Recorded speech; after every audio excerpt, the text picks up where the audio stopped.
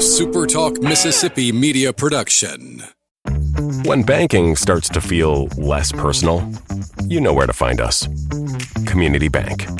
Deep roots, local people, personal banking.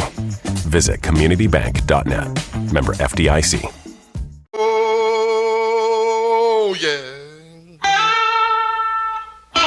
Good morning, Mississippi. Everything gonna be all right this morning. Mornings with Richard Cross. Oh, yeah. Here on SuperTalk Mississippi.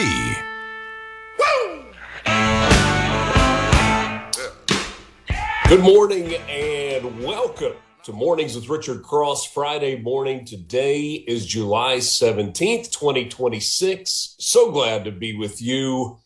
What a day we had yesterday. The 14th annual Palmer Home for Children Radiothon right here on SuperTalk Mississippi. Got started in 2013, 14 in a row yesterday.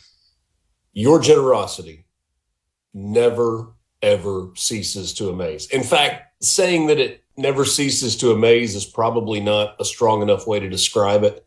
It's overwhelming. It is absolutely incredible. Nearly $400,000 raised yesterday for Palmer Home for Children. What a pleasure to spend the day with you. What a pleasure to be on the Palmer Home campus, to get to be with the kids, to get to be with the house parents, the staff, everybody that is part of that on a daily basis.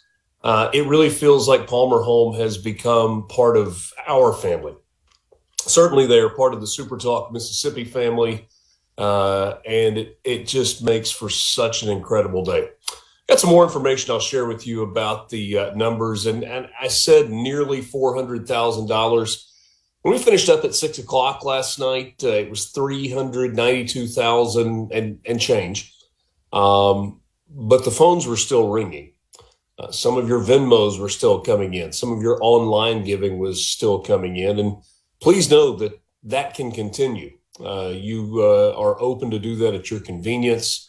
Yesterday was the day where we focused on that, and we will, Lord willing, continue to have that opportunity here at SuperTalk Mississippi. But from the bottom of our hearts, in our excuse me,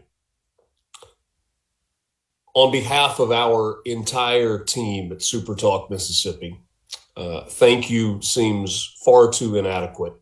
Your generosity, just absolutely incredible. Going to be a warm day today. Going to be a warm weekend coming up. Let's take a look at the forecast for some spots across Mississippi. Hernando, that's where we were yesterday, or at least right outside Hernando.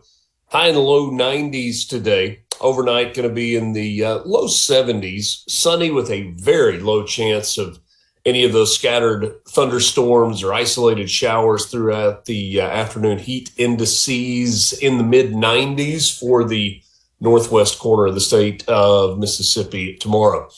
How about West Mississippi, the home of Speaker of the House Jason White? 93 degrees for your high tomorrow. The overnight low 75. Sunny. Heat index knocking on 100's door right around 98 degrees. About 97 degrees on the actual thermometer in Hattiesburg today, with a heat index that is expected to be north of 105. Sunny, hot, just a slight chance of an isolated afternoon shower in the Hattiesburg Pine Belt area. So heads up on that, but only about a 20% chance. And then Ocean Springs, a little bit cooler than Hattiesburg, not a lot, 92 degrees for the high. The overnight low, though, not a lot of difference, only about 82 for the overnight low. Mostly sunny skies, decreasing clouds. Even though that temperature 92, heat index still going to be around 105. So if you've got to be outside today and you are in coastal Mississippi, be sure that you hydrate well. It's going to be hot and humid, typical for middle of the summer across the state of Mississippi. Those heat indexes are going to be anywhere from 5 to 15 degrees hotter than what the thermometer actually says. Luke Bryan was born on this day in 1978. The country music superstar Luke Bryan. Legendary actor Donald Sutherland, born on this day in 1935. He was in The Hunger Games, was in MASH, of course, the father of outstanding actor Kiefer Sutherland. Sutherland. David Hasselhoff was born on this day in 1952. Do you know him from Baywatch or do you know him from Knight Rider? I don't know. Great one either way. Happy birthday to David Hasselhoff. Lucy Arnaz, born in 1951, an actress and singer, the daughter of Lucille Ball. Just bumbling names all over the place this morning. And Desi Arnaz. James Cagney, born in 1899, passed away in 1986, one of Hollywood's classic stars. How about in the United Kingdom? Queen Camilla, born on this day in 1947, as was former Chancellor of Germany, Angela Merkel. She was born in 1954. Television producing superstar Mark Burnett, born on this day in 1960. Just a couple of pretty good ones to his credit, like Survivor and The Apprentice. And the former supreme leader of Iran, Ali Khamenei, was born in 1939. As of February 28th, he's no longer with us. Excuse me. One of the all-time great hymn writers was born on this day in 1674. Does the name Isaac Watts ring a bell? He is credited with classic hymns like Our God, Our Help in Ages Past, which has been changed to Oh God, Our Help in Ages Past. That was based on Psalm 90. When I survey the wondrous cross, alas, and did my Savior bleed, and so many others. The great Isaac Watts.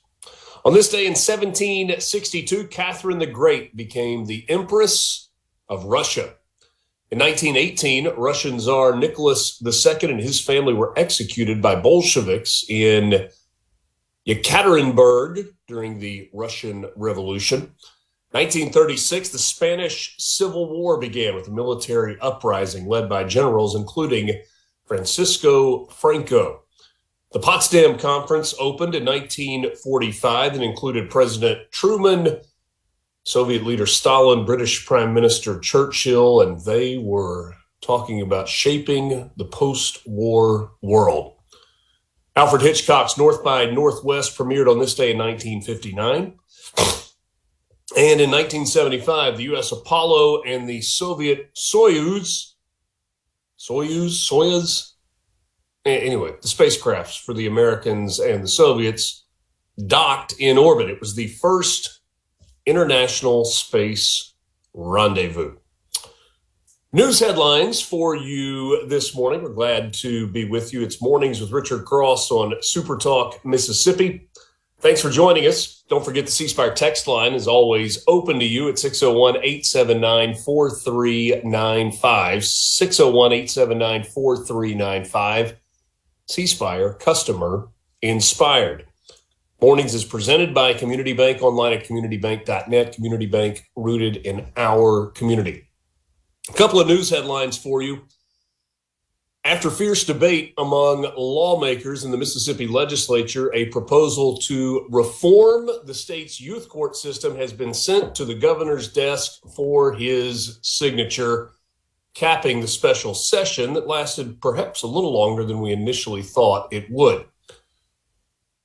The Senate, in a late Wednesday night vote, sent a sweeping youth court overhaul bill to the House of Representatives. The House Judiciary B Committee first vetted the legislation and then gave it the green light to be assessed by the entire chamber. On the floor, lawmakers ultimately voted 67-32 in favor of the measure, but it did not happen without some really heated discussion.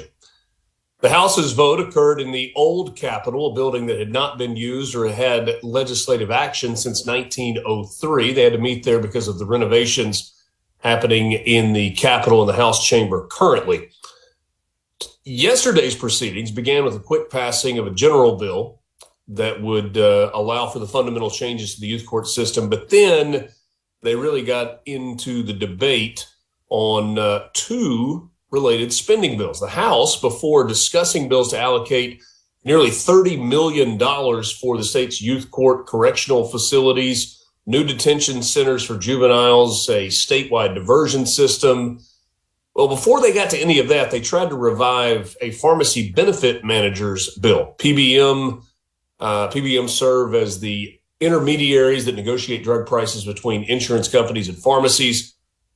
They couldn't get anywhere in that. The House and Senate failed to reach an agreement on PBM legislation back in the regular session, and ultimately House leadership seemingly saw this session perhaps as an opportunity to push this through and maybe even strong-arm the governor. But it did not happen that way.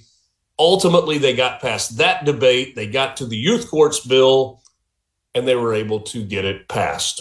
Lawmakers adjourned sine die, and everybody went home. And now we will wait and see if there is another special session that we will have between now and when the 2027 legislative session begins. We'll grab a couple of more news headlines for you a little bit later in the show, but coming up next, you're going to hear a conversation that I had earlier this week with State Senator Nicole Boyd. You've got it locked into Mornings with Richard Cross on this Friday morning, July 17th. We're back with you right after this.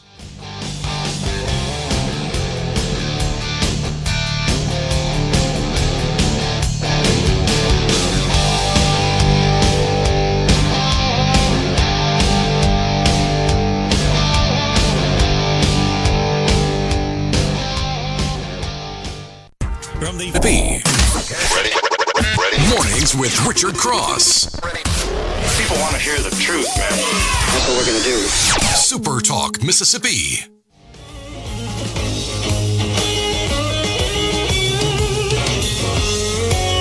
7 o'clock hour of Mornings with Richard Cross is brought to you every day by MWG Employer Services. Running a business is tough, and if you're struggling with HR, benefits, and payroll, you're not alone. That's where MWG Employer Services comes in. They can provide a full range of employer services, plus a custom plan that fits you. Give them a call today, 601-206-7966, or go to MWGEmployerServices.com. Appreciate Ricky Matthews joining me, and glad to have Senator Nicole Akins Boyd in studio this morning. She represents District 9, that's Lafayette County, and part of Panola County, is chair of the Senate Universities and Colleges Committee and vice chair of Senate Medicaid. Good morning. Good morning. How are you? Thanks for getting up early on a Monday. Enjoyed it. I'm sure you did. I'm sure. Let's dive in. So July 1st was the day that new laws went into effect that were enacted by the legislature and signed by the governor this past year. One of those is the IMPACT program, which is... So what IMPACT does, first of all, we're very excited about this piece of legislation. And I will tell you, it's a piece of legislation that, while everybody was really focused on school vouchers and things like that, this piece of legislation just quietly slipped on through the legislature. But it was a piece of legislation that was really supported by all of the members of the Business Alliance. That's our state's Chamber of Commerce, really, if people don't know what that is. It was supported by Accelerate. It was supported by a lot of different business and industry groups, as well as a lot of our education groups. We had an old committee that didn't really function that well. And it didn't really focus and get to the meat of what we needed to do. And so what we did is this will bring all the people to a table that will, from the higher ed, community college, K-12, workforce development, economic development, and most importantly now, business and industry. And the ideal is pretty simple. It's the people educating our students and the people training our workers and the people recruiting the jobs can't continue to operate in all these separate silos that they do. They've got to all connect. And so what happens a lot of times is people do really well within their own silo. They may get an A of how they function in their own silo. But then as a state, when we put it all together, we may still be getting a C because we haven't connected all those different pieces. And so this is about connecting education to employment. And so that's what we've spent years managing programs. But what we haven't done sometimes in the state is measured those true outcomes. And that may sound like a lot of jibber jabber to people, but it's incredibly important because that's going to make sure that we've got that strong workforce and we've got the talent pool to serve that workforce, that we're doing a really great job as the state of creating these jobs and making sure these jobs are here. We had announcements last week for 2,200, I think, new jobs. Right. But the thing that employers are asking right now is they have to have employees that are credentialed and can work in that workforce. And that's something that we've got to have to make sure that our community colleges and our universities and even K-12 are really supplying that talent pool to make sure that we have the workforce for those jobs that we're bringing in. So that it's a comprehensive way. It's going to have people at the table that have never been at the table together before, really looking at those issues and making a comprehensive plan for the state. And the biggest thing is we're going to measure outcomes. Did we do a good job? And I hope this group is not going to be afraid to say when we didn't, that we didn't do a good job. Yeah. And that way we can retool and do it. So it's one of those pieces that slipped through, but it really could be a huge impactful piece for the state of Mississippi. And it's the Mississippi Post-Secondary Attainment Council. Yes. And I was thinking back to WIN Job Centers, and I think that was a Three Rivers planning piece. I don't know if it was statewide or not. It's statewide. Okay. Yeah.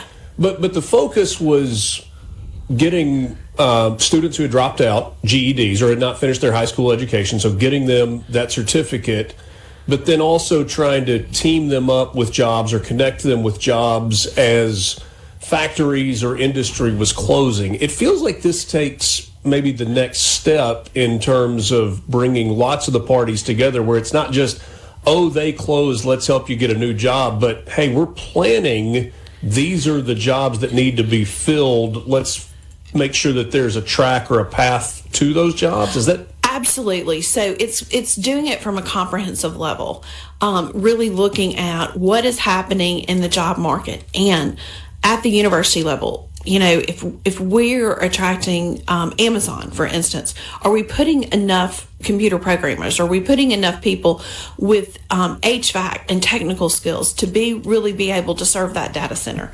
And it's looking at it from a comprehensive level. It's also looking at the K-12 level. Are we tilling our youth with the right kind of tools to be able to go into some of those levels?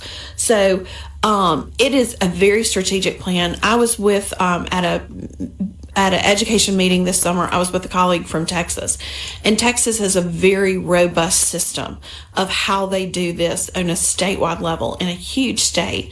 And so one of the examples that he gave is they noticed that they were having a lot of dropouts in a certain area of that state. And so they plugged that community college in, and they had industry that needed workers in that area. And so they plugged the community college in to make sure they were getting that GED and that additional skills training. And then they were able to get those people into that industry very quickly.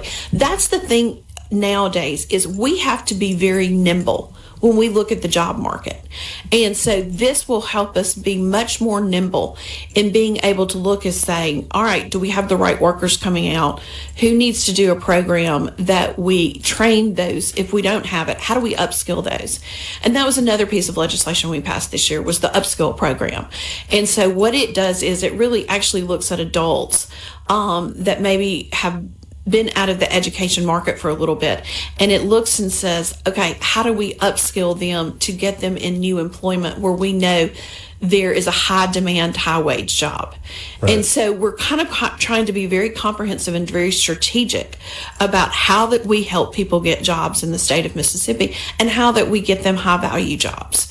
And so this is what this does. It puts all these people at the table, and we're very excited about it. Went into effect July 1. We're already meeting, and I'm very excited about what this could potentially do for the state of Mississippi and how this will help us strategically plan.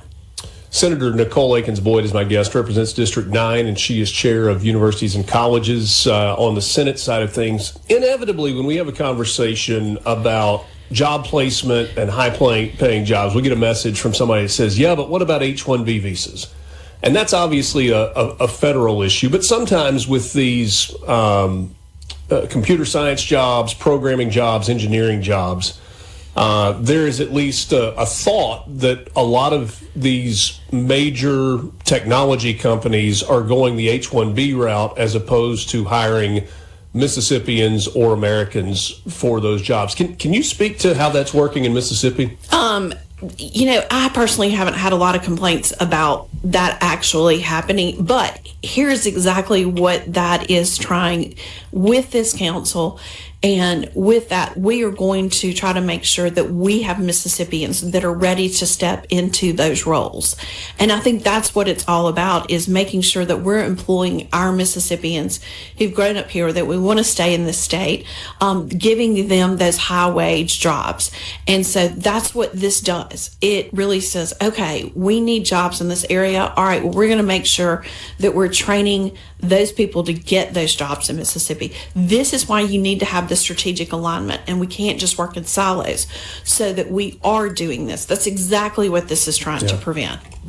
When you talk about measuring success, you said you want to go back and be accountable. You want this impact committee to be able to look at it and say, we did this well, we did not do this well. How will you measure that?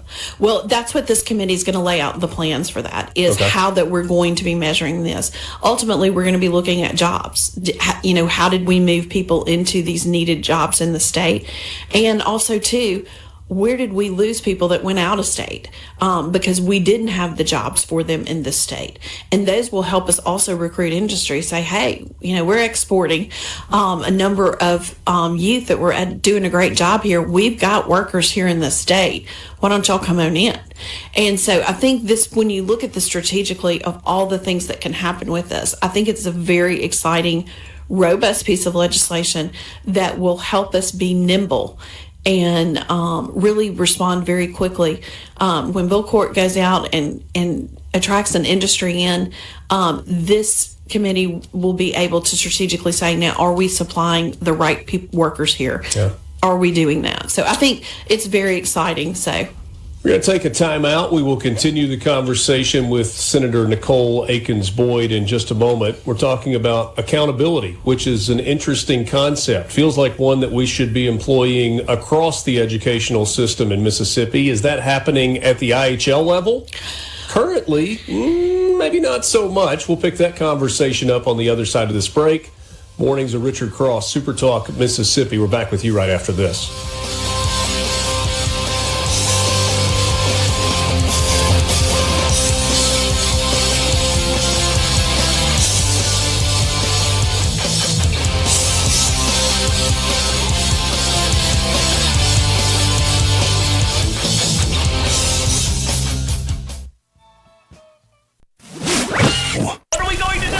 Rise and shine with information and insight.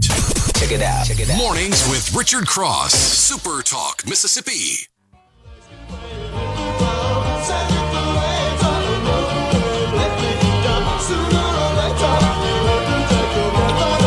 Back with you, Mornings with Richard Cross, Super Talk, Mississippi. Thanks for joining us. Mornings is presented by Community Bank, online at communitybank.net. Community Bank, rooted in our community. Senator Nicole Boyd is my guest. She represents District 9, that's Lafayette County, and part of Panola County in north central Mississippi. And she is chair of the Universities and Colleges Committee on the Senate side of things. So you and I have talked a little bit about IHL, the way in which our public universities in the state are funded through IHL, and the idea of performance-based funding. And apparently the IHL has gone through this process with NCHIMS, the outside consultant, to develop a new funding formula. And as the lieutenant governor said a few weeks ago, what they came up with is ridiculous. 1% of the $900 million plus budget would be based on performance-based funding going forward. What are we doing? Well, they have, they're going to be working in September. They're going to be having meetings on how exactly they are going to do this new funding formula. But they haven't given a very high percentage to performance-based funding because they have said they want to give this foundational funding with this. Look, the Senate passed last year a piece of legislation, and it did not make it out of the House committee, but it's not because the conversation has died. I think a lot of the House members wanted to give IHL time to look at this particular issue. So the Senate passed a piece of legislation last year that would have funded about 75% of the funding after a 3-year period would be on performance-based funding. And we really looked at Tennessee, what they had particularly done in this area. North Dakota, there's some other states. We've got Utah now coming on board, but and Alabama and Oklahoma have even addressed it more this year. So this is kind of a growing thing. We looked at a piece of legislation that would put us basically at 75% performance-based funding. And by performance-based, what you're looking at, one of the things that we had in this piece of legislation is you looked at 4- and 6-year graduation rates. And I'll come back to that in a second. But we also looked at retention rates. How many people are, dropping out after their freshman and sophomore year? We looked at majors, again, tying into what majors, were particularly needed in our economy in the state of Mississippi. We had a number of different things that would be measured on to really look at performance-based. And it was one of the things down the road some of the other states have gone to is really looking at outcomes. What were the jobs and what were the pay of those jobs that students were able to get? So you really looked at outcomes along the way.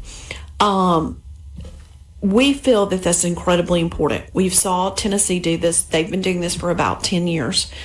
And you've seen the really good outcomes that have come from Tennessee, raising their 4-year graduation rates, getting those people to higher wage jobs. So we talked with them last year in Senate hearings on this. And Tennessee is an interesting comparison state because it is a mix of public universities, private universities, which are not necessarily part of this, but also HBCUs that exist in Tennessee similarly to how they exist in Mississippi. Yeah, Tennessee is, and it's one of the things, too, that we're going to be looking at their governance structure. So in Mississippi, you have the community colleges that are in one silo, and they all have local boards at the community college level, and then they have a coordinating board at the state level.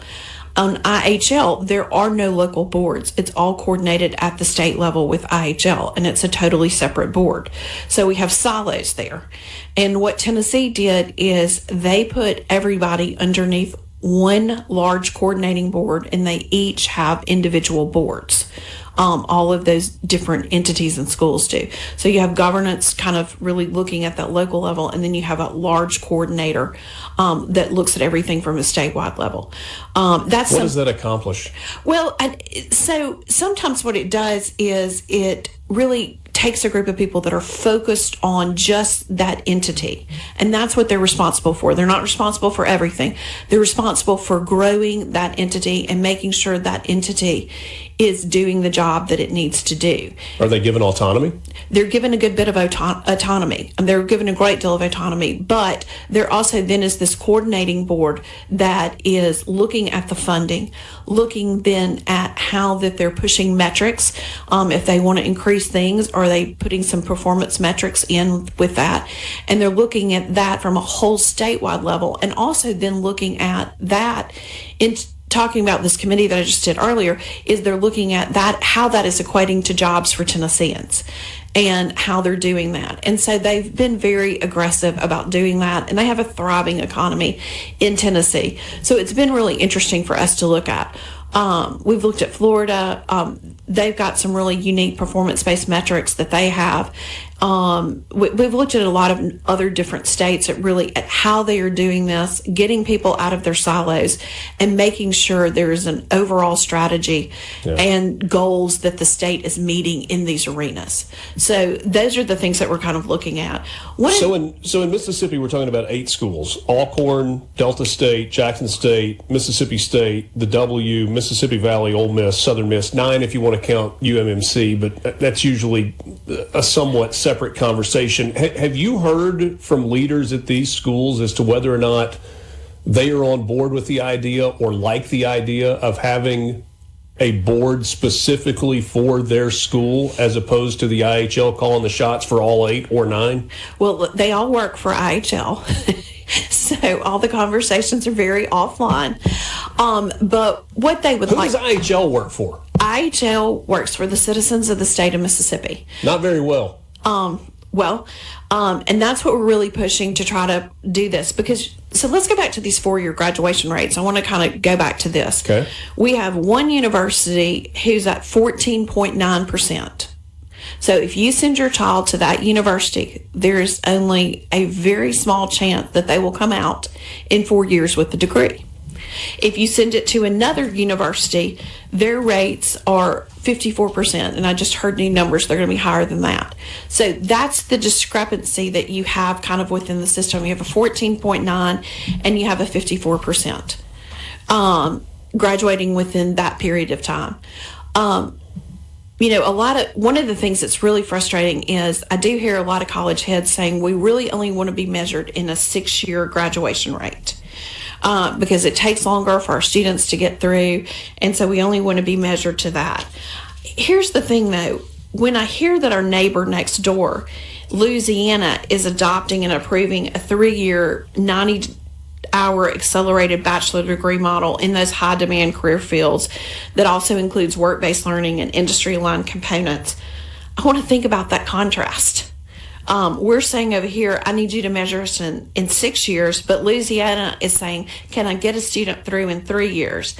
And I think it's a debate we need to start having, and we need to start pushing forward, because those additional years that a student there are not free. It means more tuition, more housing expenses, and more debt. And that's another cost that we regularly calculate too. Mississippi needs those workers. And when completion takes longer than it should, the employers are waiting longer for those skilled workers. And our economy needs those people to graduate and begin working at that higher level. So time to degree is not just an education metric, it's a workforce metric and an economic development metric. And it's one that I want us as the state to start really pushing back on, is how do we need to get these students through in a quicker way.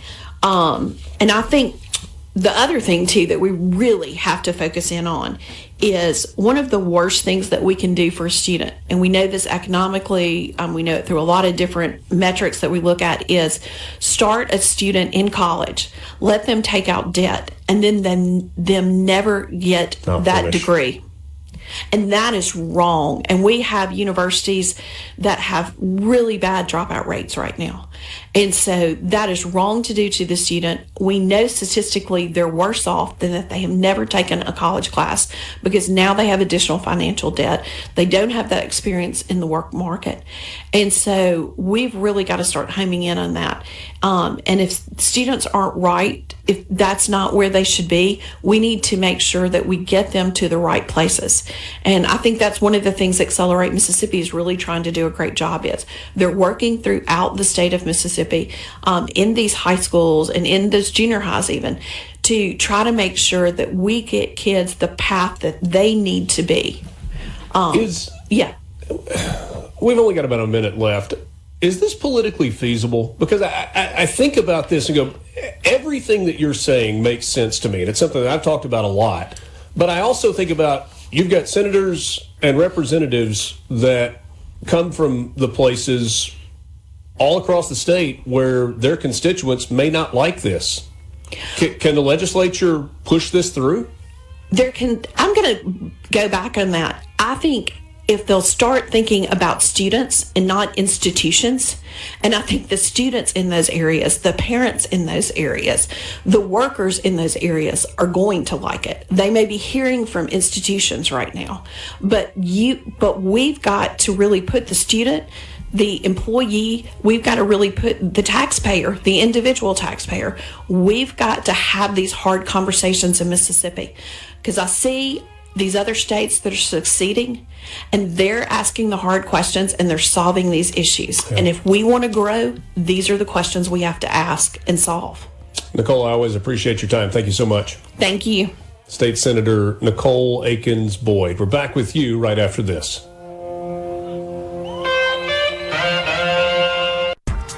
Hey, how's it going, man? The news you need. Every 10, 15 minutes, there's something. The talk you love. They really talk about the things that matter. I'm into all that stuff. Mornings with Richard Cross. Super Talk Mississippi.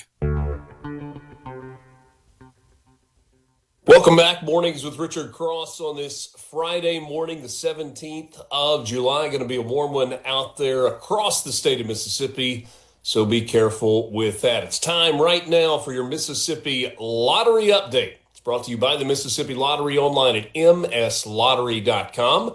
Be sure to download the Mississippi Lottery app. It is easy and it is free.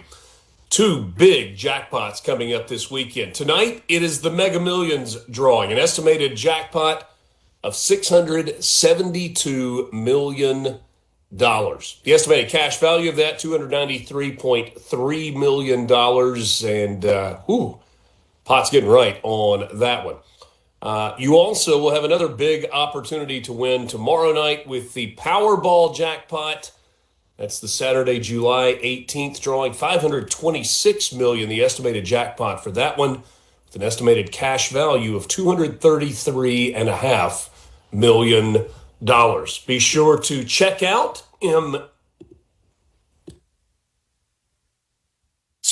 Be sure to check out the website, mslottery.com. That's the website for the Mississippi Lottery.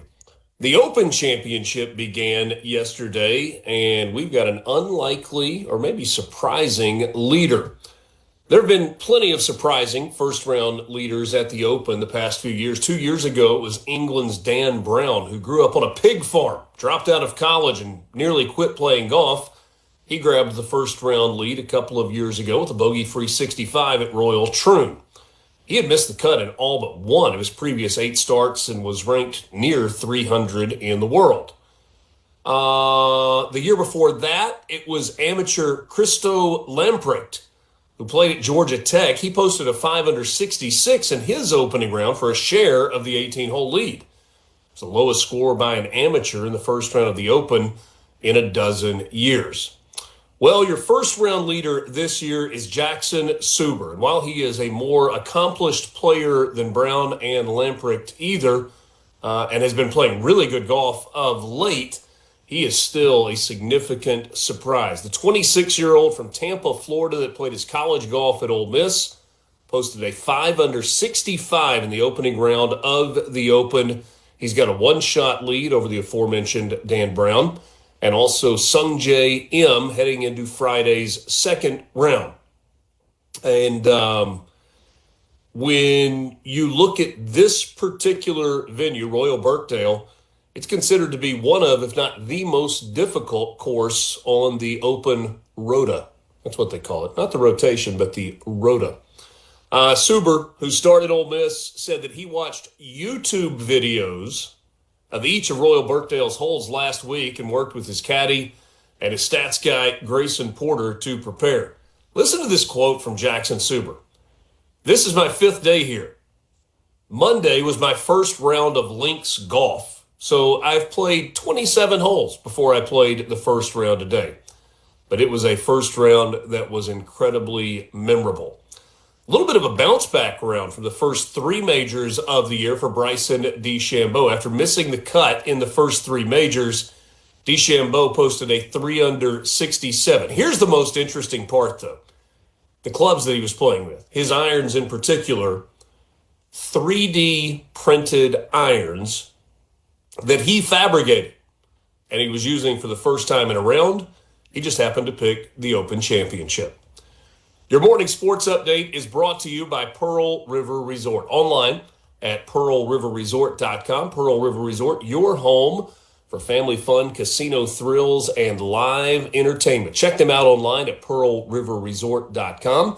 You can go to dancingrabbitgolf.com to book a tee time at one of the 2 courses at Dancing Rabbit, the Oaks and the Azaleas.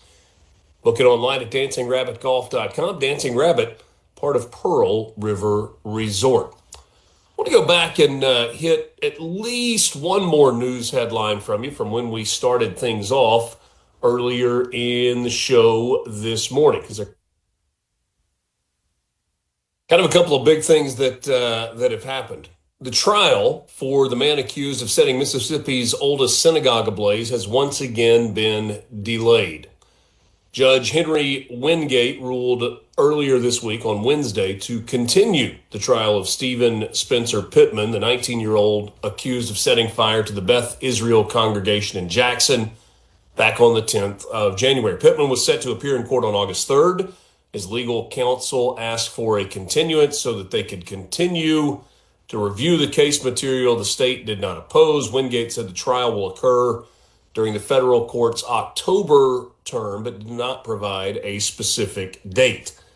The judge was quoted as saying this: "The court finds, after considering the factors set out to determine the appropriateness of a continuance, that a continuance is appropriate and that the ends of justice outweigh the best interest of the public and the defendant in a speedy trial and are best served by granting the requested continuance." Okay, that sounds like judge speak to me. U.S. Department of Justice initially charged Pittman with arson, later elevating the charge to include a civil rights offense. He also faces an additional charge of first-degree arson with a hate crime enhancement. At the state level, he is facing up to 60 years in prison. 7 o'clock hour is on the way. The news is coming up next. This is Mornings with Richard Cross on SuperTalk Mississippi.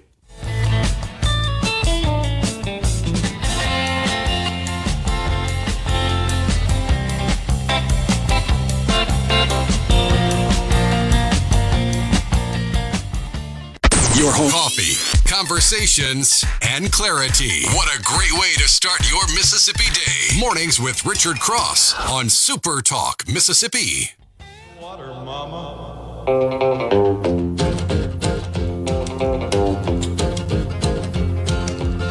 I met her accidentally. Mornings with Richard Cross presented by Community Bank. When it comes to money, trust isn't automatic, it's earned. That's why Community Bank does things the old-fashioned way. When you come to us, we take the time to listen to you and discuss any questions you may have.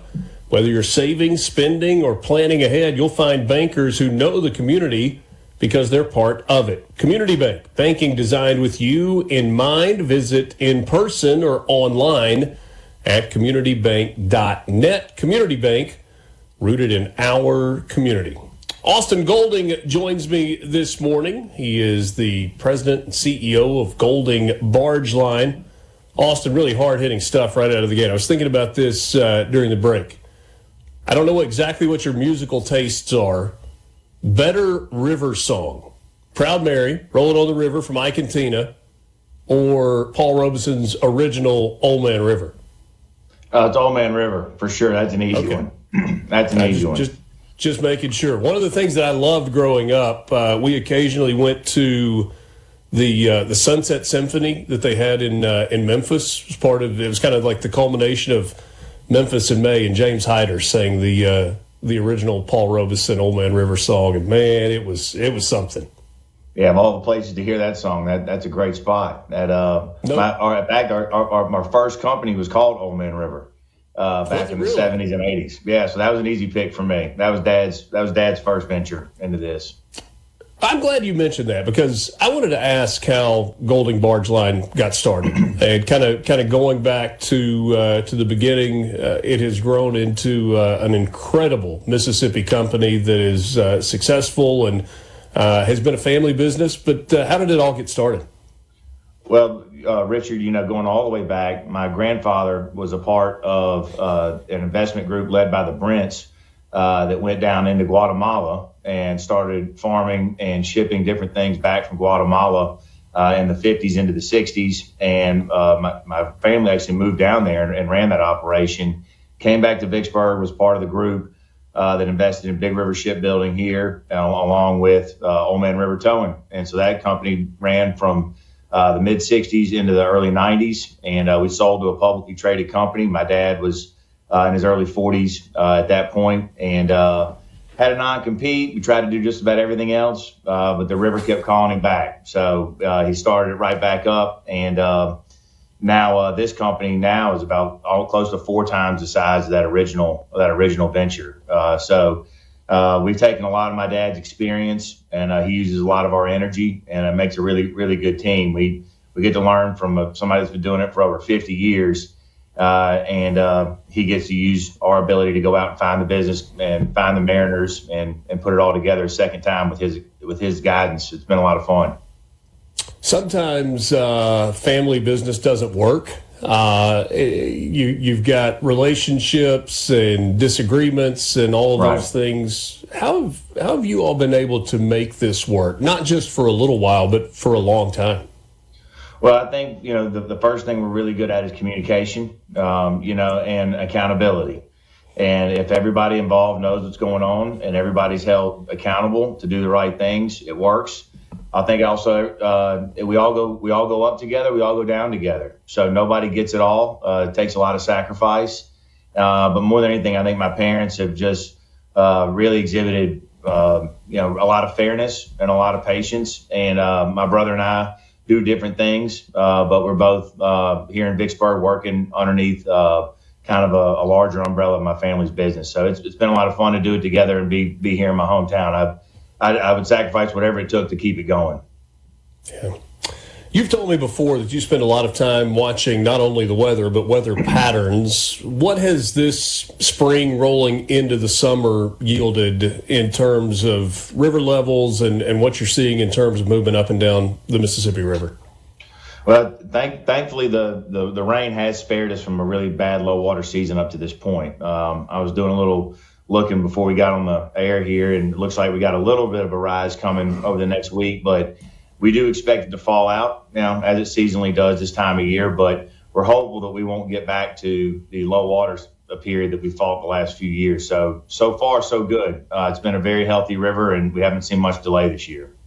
I know I've asked you this before, and forgive me for the repeat question, but dealing with low water versus high water, I know each of them have their challenges. Is one preferable to the other?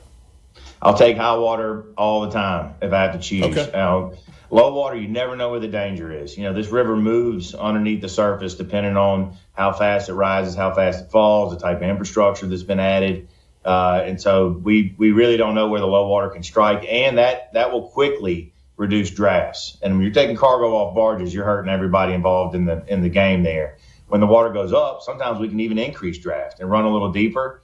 And the only thing you're really restricted to at that point is bridge clearances and making the bridge safely with the type of speed that a river that's moving 8 to 10 miles an hour underneath you can manufacture. So can you stop it? Can you steer it? That's our calculus for high water. But low water, you got to take product off barges and you got to go really slow, and you can't pass as many places because the river is more narrow. So transit's slower, less product, slower transit. No thanks. I'll take faster transit, more cargo.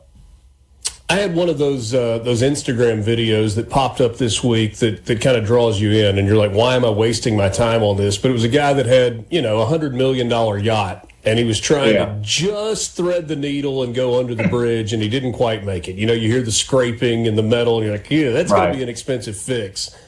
Obviously, safety on the river is incredibly important. How close do you cut it if you're talking about high water with bridge passage? And is that your decision or your pilot on a particular barge's decision? Well, we definitely have experts. I have several port captains that are licensed wheelmen that work in the office that help guide all our navigation and plan all our voyages. They certainly don't want me doing it. I'm going to be the most cautious guy in the building. I promise you. I'll call the customer and tell them it's just not going to happen. But we have exact heights on all of our boats, and so when we do the math with what the river's doing, we can get it within a couple feet and make it with 100% certainty. Some of these tidal effects, though, I would assume the video you're talking about might have something to do with a tide that's a little hard to predict, or maybe a swell within that tide. Still, if I had that kind of yacht, we'd be waiting. That sounds like a pretty comfortable thing to wait on. But yeah, towboats, we know within a couple feet and can usually get it just right. Have you ever watched one of those close passages when it's only a couple of feet clearance and you're going, this might not have been a good idea? Oh, yeah. Look, we go to Chicago and we go underneath several bridges, especially for the Blues Brothers fans out there. We go through Joliet. And so they're raising the bridges up in front of you and you're going under all the drawbridges and it gets real close. But, they sent me up there as a deckhand to take the radar down and put it back up because you can take all the moving parts off the top of the wheelhouse to try to make it. It's pretty standard practice, but it's it'll make you, it'll make you a little nervous going through there sometimes. Austin Golding is my guest, president and CEO with Golding Barge Line. We were visiting with Mike McCormick and talking about some of the relief that we've seen with tariffs on fertilizer. Is that having an effect that you're seeing on a day-to-day basis yet, or do you think it will? I think what we're seeing in a kind of a big zoomed out view towards fertilizers, a lot more of it being made here. You're seeing a lot more of it being manufactured here. You're seeing a lot more trying to become an independent player here instead of a dependent player. So a lot of that stuff comes from the mid-continent, gets distributed along our waterway. It's one of the top 5 cargoes you see on the water. So the price movement on it, I think, has not really affected as much volume as I'm seeing people saying, okay, we need to control this supply chain a little bit more. We need to bring the manufacturing process of this product back to the U.S. in a big way. I'm seeing a big push for that. Yeah. Where are you loading and unloading cargo? So our top 3 hubs are going to be in the Houston area, of course, large energy corridor over that way. That would include everything from Corpus Christi, Houston, and New Orleans, Lake Charles. That area has about a third of our presence. A third of our boats and barges are out of Memphis, actually, for Valero up there and a couple other players, Exxon, Phillips 66, Murphy USA. We run for those guys in and out of Memphis and around the mid-continent area there. And then a third of our business is actually out of Pascagoula area, where we go along the Gulf Coast into Florida, into Mobile, and move a lot of products over that way that also come back towards New Orleans. It can be fuel, jet fuel, gas, diesel, things going to making plastic products, different kind of chemicals. That's a very diverse area for us over there. So it's really a third: Houston, Memphis, Pascagoula. Austin Golding, my guest. He is the president and CEO with Golding Barge Line, longtime Mississippi family company. You got time to hang with me for a few more minutes? Yeah, for sure, Richard. Always enjoy the conversations with Austin, and if it sounds like I'm genuinely curious with the questions, I am. I feel like I learn something every time we visit. We'll take a quick time out. We've got more coming up. It's Mornings with Richard Cross on SuperTalk Mississippi, streaming at supertalk.fm and SuperTalk TV. We're back with you right after this.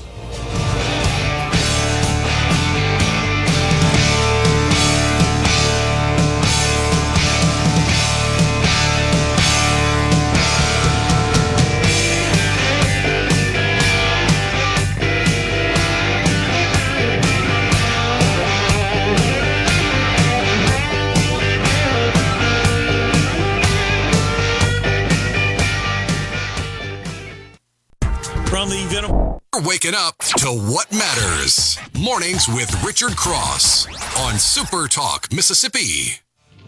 Ask the old river what he thinks. He knows all about them boys. He knows all about everything. There's an old man called the Mississippi.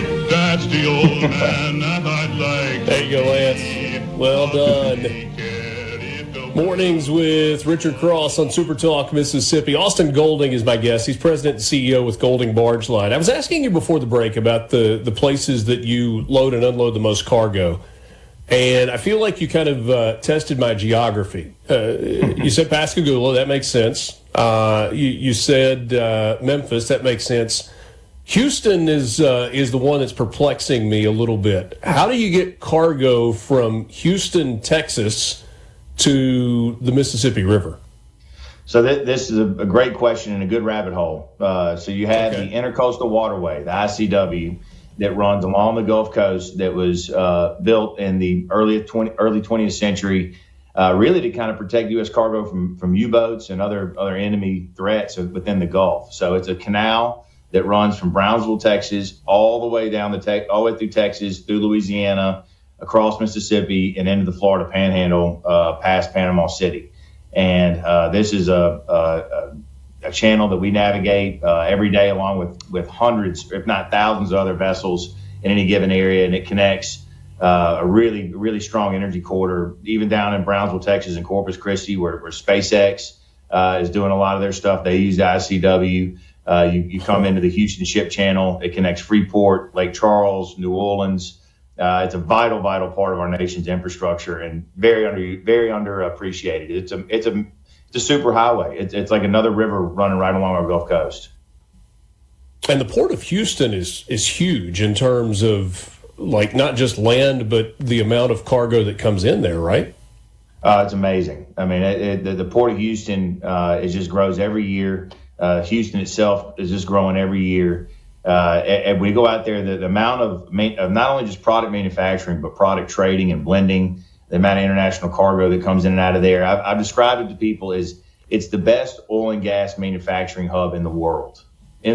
So a lot of companies that are international bring their products to Houston, make it, load it back on other ships, and send it back out.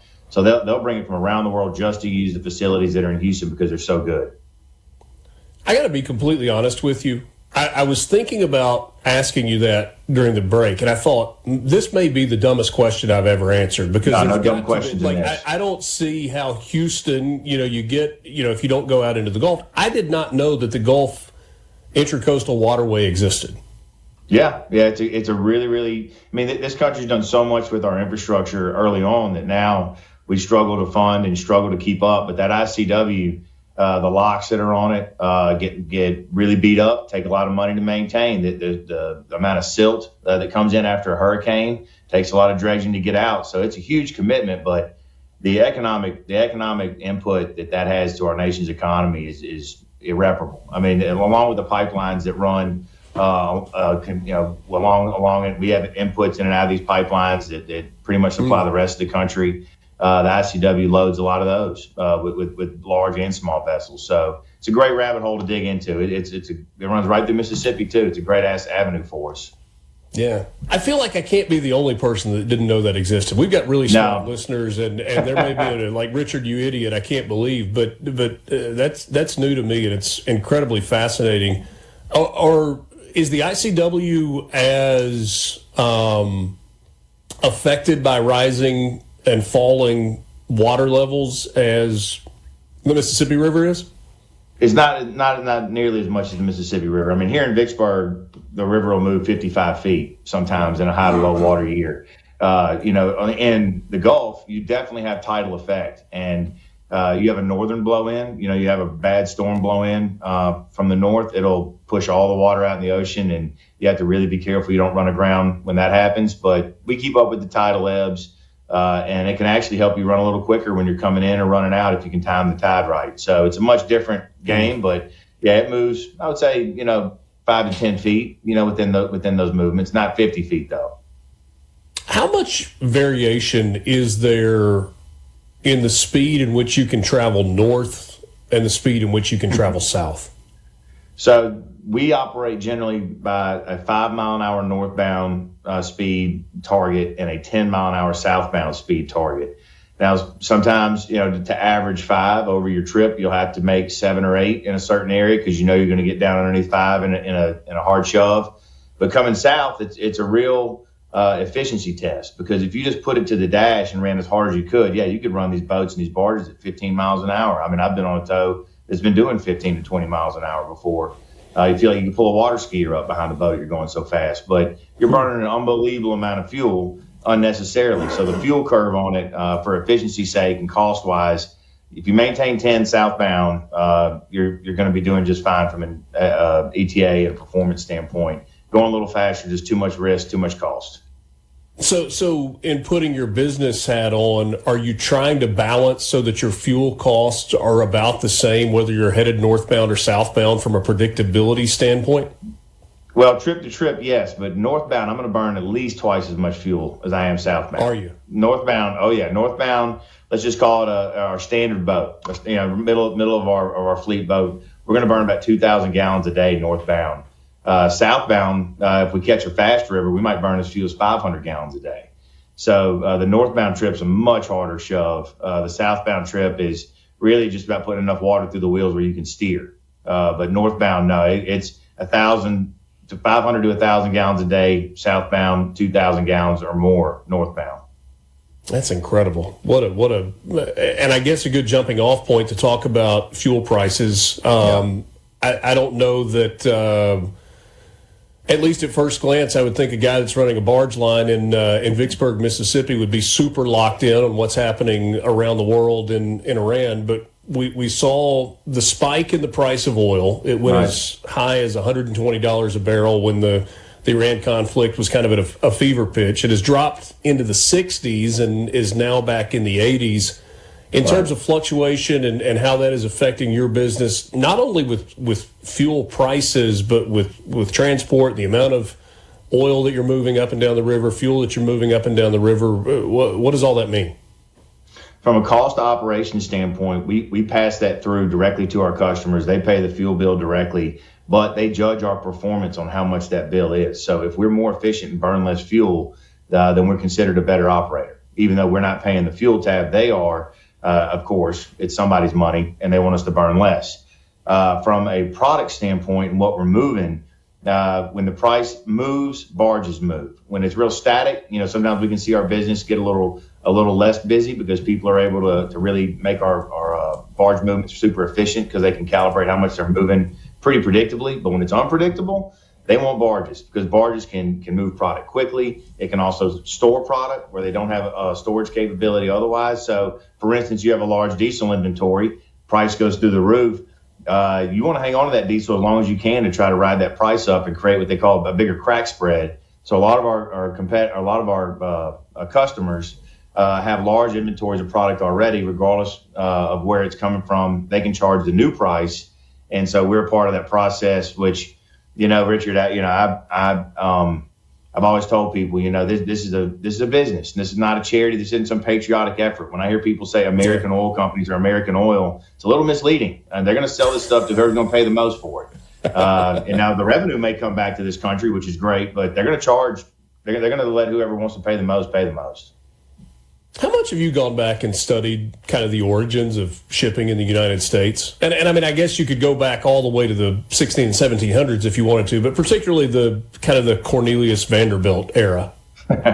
Well, I love that. I mean, anytime I see that pop up on the History Channel, you're going to watch the Titans of industry and all that stuff. I love that. But really, if you want a great book about Mississippi and our shipping industry here, Rising Tide is a must read. And it's a great detail around the 27 flood and how our levee system was managed at that point, and all the characters in Mississippi that were a part of that event. But Rising Tide, I tell anybody that comes to work here around, got to read that book. And a great one for people that want to know about energy and how shipping is involved in energy is The World for Sale. World for Sale details how a lot of these trading houses came into effect. Great book there with some really larger than life characters, but that's a great kind of look back to Mississippi's shipping industry and then the trading industry and how our energy moves today. The World for Sale is a great look at it. And then the last thing for you, because the shipping industry and the railroad industry were kind of intertwined when you talk about titans of industry. What level of competition does rail provide for shipping up and down the river at this point? Well, rail generally falls right behind barges and shipping as far as efficiency goes. Now, it does beat us on access to a lot of places, but most of the time where we're going is feeding a rail car or a big freight train full of product. They're not really – the pipelines are where our real competition is, but I sure wish we owned part of the Ohio River like they own part of this rail system. They can charge a lot more when they say you're just not coming this way. So our business models are a little different in that aspect. Back to the business piece of it, no doubt. Austin, always appreciate your time. It's always a fascinating conversation. Wish you and your family all the best, and we'll talk soon. Thanks, Richard. All my best, too. Austin Golding, President and CEO of Golding Barge Line. It's Mornings with Richard Cross, Super Talk Mississippi. Half an hour left with you. We're back after this.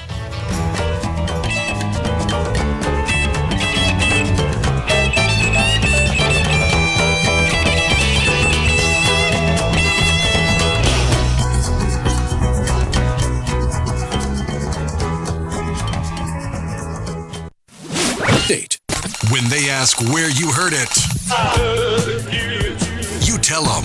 I know you heard it right here. Mornings with Richard Cross on Super Talk Mississippi. Wake up in the morning, pull my hand, pray for rain. Got a head full of ideas. Great being being with you this morning. It is Mornings with Richard Cross on SuperTalk Mississippi, presented by Community Bank. Mike McCormick is my guest, president of the Mississippi Farm Bureau Federation. You mentioned the Farm Bill before the break. Mm-hmm. Will we ever? Boy, it's going to be tough.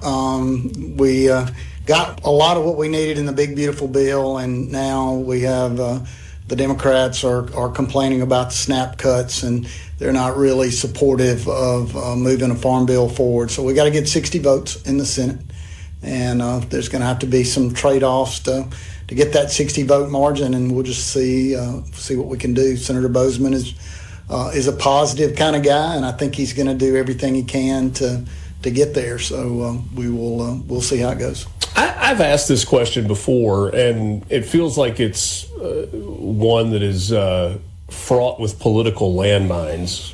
Why do those two things have to be part of the same bill? Why can there not be a standalone farm bill and then a SNAP food benefits bill for poor people who need that assistance?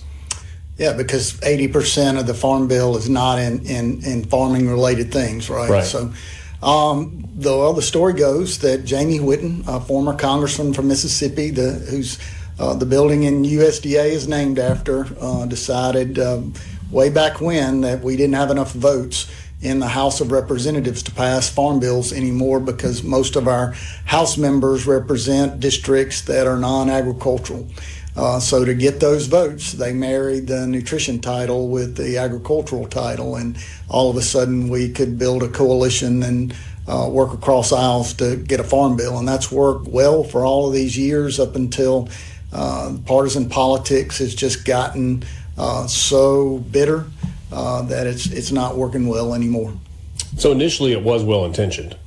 Yeah, I mean, if you look at the House of Representatives, very few of the House members represent an agricultural district. I mean, you have a ton of them that are just a city or pretty metropolitan areas. So they have no interest in voting on a farm bill. You have to put something else in there to get their attention to say, hey, this is a good thing and we need to do it. So over the years, it was the only way to do it. In the future, I don't know. I don't think that putting them in a bill like we had to pass last year is a good thing, but it was the only way to get it through last year. We would be working with historically out-of-date numbers for the programs. It didn't work for anybody, especially the farmers. So I don't know if we can come back to where agriculture is the one issue that is nonpartisan and all come together to say, hey, when farmers thrive, our communities thrive all over the United States, then we can continue it in this manner. But who knows? I think when we've talked about tariffs, you've chosen your words carefully, but you haven't necessarily minced words either. We've gotten the tariff rollbacks on fertilizer. Has that had any positive effect financially? I will say again, tariffs are bad for farmers. We pay them in both directions, and it's been a big part of the inflation of our inputs that has kept us unprofitable. So it's just not a good thing for us, but understand that other people look at it in a different way. The fertilizer tariffs coming off Moroccan fertilizer is a good thing. It's going to reduce phosphorus levels of tariffs of about 22%. Talked to Secretary Vaden, Undersecretary Vaden last week. We were in Washington, D.C. at American Farm Bureau board meetings. He spent the morning with us there, and we talked about it. It's a little bit different when you talk to administrators that doesn't exactly understand the way farming works. Like, they think that we have a big warehouse that we will just import a load of fertilizer off a ship and stick it in our warehouse to use whenever we want it. But that's not how it's done in Mississippi. The brokerage companies or the retailers actually have to go out and book that and then pass along the savings to the farmer. So we're hopeful that that's going to bring phosphorus levels down. We're still having high nitrogen prices, high potash prices, but we do think that going into the spring that we should see some impact with these tariffs rolling back that's passed along to the farmers. Mike, it feels like in so much of what we talk about with farming, there's never an immediate impact, especially when prices come down, because whether you're talking about selling a crop, you have to book it in advance, or you're really rolling the dice going forward. If you're talking about fertilizer prices, there's somebody else that's having to buy them at a certain price, and then there's a 6-month lead time or a year out lead time. What about with fuel costs? We have seen as a result of the war in Iran, fuel prices go way up, and now they've come, I think at a high, they were at 120, and now they come down into the high 60s, and now they're back up into the 80s. When we talk about prices at the pump, they tend to go up quickly and come down a whole lot slower. Is there a tangible difference that you've seen in the last couple of months for fuel prices that obviously farmers rely very heavily on with the prices that have come back down, and now the uncertainty of what the Iran war may look like going forward? Got a call from my fuel guy yesterday, and he said, you need some, you better get it because it's going back up. So we went ahead and got enough to probably get me into the fall there for my little cattle operation. But I think it just points out to the fact that farmers have to be extraordinary business people, and they have to look at all the things in the markets and the way they're moving to try to book at the right time of the things that they're selling, and book at the right times of the thing that they're buying to try to get a profit margin in there somewhere. And sometimes those are razor thin. That's interesting to hear you say that farmers need to be extraordinary business people. And for some, that is handed down from generation to generation. For some, it's innate. But for a lot, the profile of a farmer is different than it was maybe 50 years ago, where you need a business degree, you need an ag sciences degree to really understand it. Is that what you're saying? Maybe this is a two-part question, which I know I'm not really supposed to ask. Are there young farmers that are coming into the business? Because I know it's harder to get into than it ever has been. But if the answer to that is yes, are they coming in with college degrees and business degrees? Yes.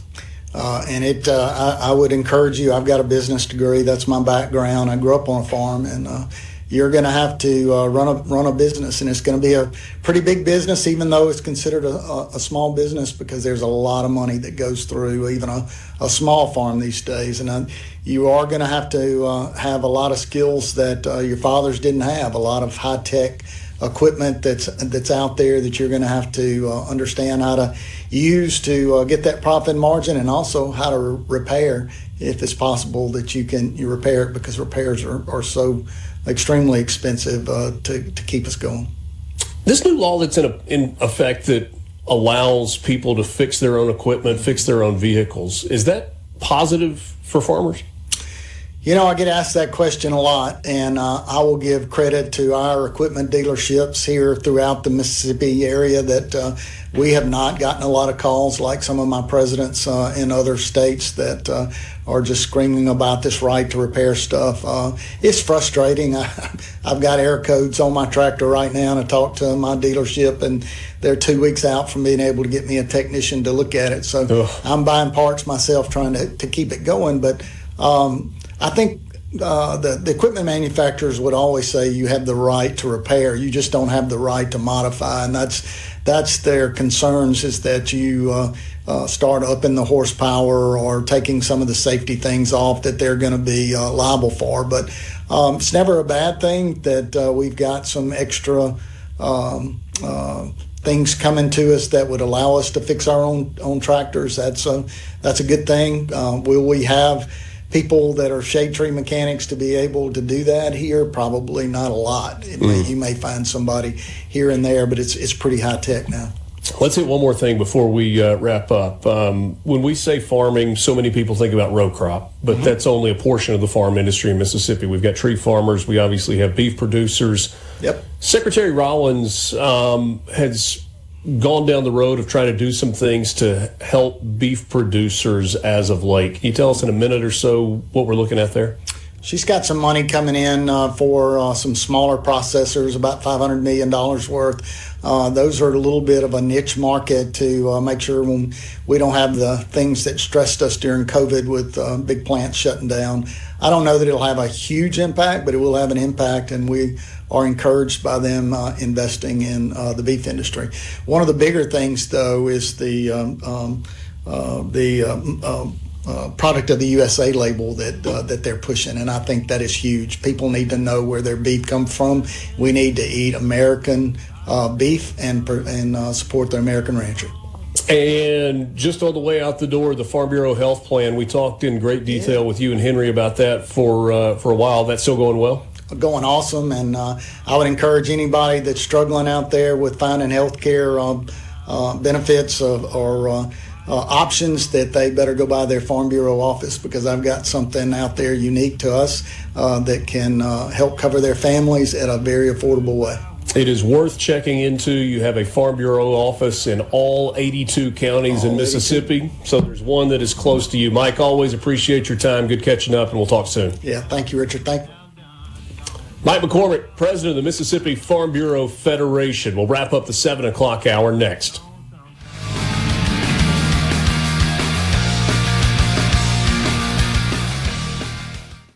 From the SuperTalk Mississippi. You heard it here first. Mornings with Richard Cross. Here comes the news. Back with you on Mornings with Richard Cross as we wrap up the 7 o'clock hour on this Friday morning. Hope you enjoyed the conversations from earlier this week with Austin Golding. Always a good time visiting with Austin. His insight and his knowledge of the industrial complex that is shipping on the river, really, really good. And appreciate Austin's time. And also, so much going on in the farm world. Mike kind of spend a few minutes with us earlier in the week as well, and certainly appreciate his time. I want to go back, if you missed it at the beginning of the show this morning, just a few recap numbers for you from what was an incredible day yesterday at the Palmer Home for Children. It was our 14th annual Palmer Home for Children Radiothon, and man, were you incredible. You have heard for weeks us telling you that this was coming, asking you to consider making a donation to be part of the good work that is going on at Palmer Home, and you delivered in a most incredible way. 14th annual. We started in 2013. Yesterday made 14 years in a row that we had been with you from Palmer Home for Children. Originally, at their Columbus campus location, several years ago, they made the full-time move with the entire Palmer Home operation to their DeSoto County campus, an incredible facility that is only in place because of donations from generous supporters. You've probably heard us say it, I don't know, at least 20 times yesterday. One of the things that's important about Palmer Home is they do not take any government money at all. They rely exclusively on donations that come from individuals, from small businesses, big businesses, corporations, foundations, all private funding mechanisms. And that gives them a great deal of flexibility. It gives them flexibility in the way they teach. It certainly gives them flexibility in the way they live, the way they put God at the center of every single thing they do. And that is an incredible part of their mission, the faith journey for the children who are there. When we closed down shop last night at 6 o'clock, the final total was $392,565. That is an all-time record for Radiothon. One of the really intriguing things to me, and intriguing is probably not the right word, special, mind-blowing things, is that for 14 consecutive years, we have seen growth in the money raised, the money that you have donated year after year after year. There has never been a year where we've been flat. There has never been a year where we have gone down. It has grown each year. I don't know that can happen indefinitely. I don't know that can happen forever, but I know that it's happened for 14 years in a row. And as some donations continue to come in, we may still end up at or just above $400,000. It's an incredible testament to your generosity, but it also is an incredible testament to the work that's happening at Palmer Home. They have a fiduciary, but also a biblical responsibility when people are as generous as you have been to spend that money wisely, to be good stewards of those dollars, to make sure that those dollars are going where they are. And that's one of the things that, with us having the ability to kind of be part of this for so long, there's not a doubt in my mind that that's happening, that all of the team at Palmer Home is acting in a way that's responsible and in a way that shows an incredible amount of gratitude for the gifts that you have blessed them with. So a record $392,565. There are 4 pillars at the Palmer Home on which they operate. Campus care, that's where we were yesterday. Family care, that is helping those mothers who are incarcerated and are either pregnant or give birth or have just had a baby while they are in prison, teaming those mothers up with families who will take care of those children while the mothers are serving the remainder of their sentences, and trying to help the mothers be ready for motherhood when they are able to get out of that incarcerated situation.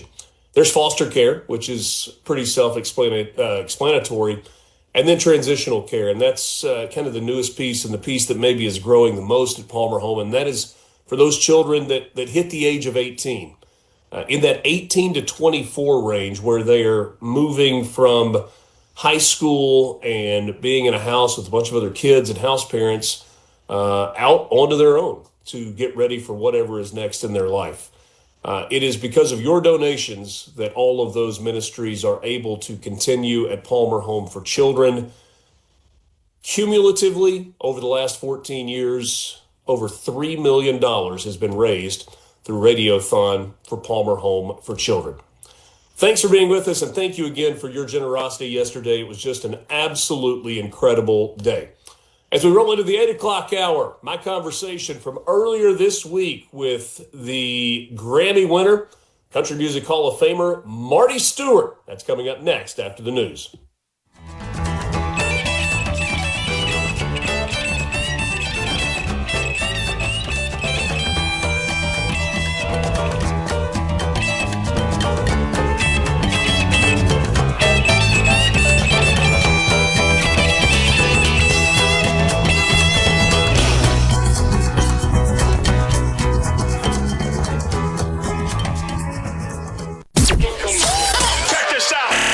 Can be offered to you.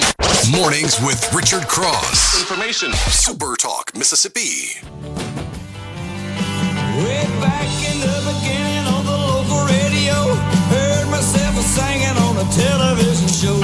Once again, good morning. Welcome back in Mornings with Richard Cross, presented by Community Bank, online at communitybank.net. Community Bank, rooted in our community. Glad to be with you and glad to welcome in my next guest. 5 Grammy Awards, a member of the Grand Ole Opry and the Country Music Hall of Fame, the one and only, a great Mississippian, Marty Stewart. Marty, good morning.